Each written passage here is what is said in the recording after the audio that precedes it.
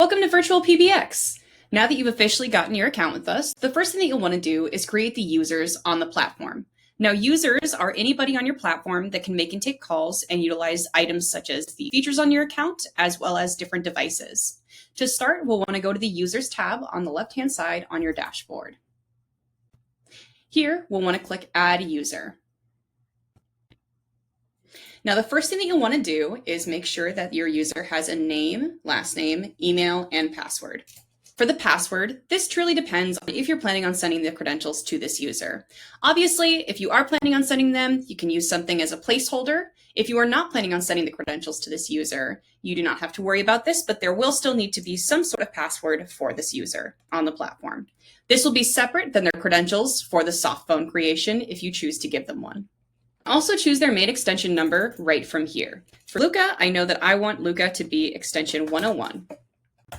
Now there's a few different options down here. Create a voicemail box for this user will already be tagged.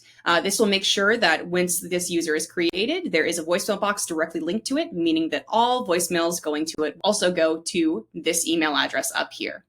Including the user in the company directory is completely preferential, as well as sending emails to an alternate address. Sending credentials to this user will give them the credentials to log into the platform. Now, if we're just creating them as a user, they will only see their user portal, which you can refer to our user portal guide on. However, if you are creating them as an admin, you'll want to make sure to check this option. Luca will be an admin on our platform, so we will send credentials and create user. Created, since we do want him to be an admin in our system, the first thing that we'll want to do is go ahead and change him from user to admin. Here you can change a few different things, such as this specific user's time zone, as well as their ringing timeout and caller ID privacy.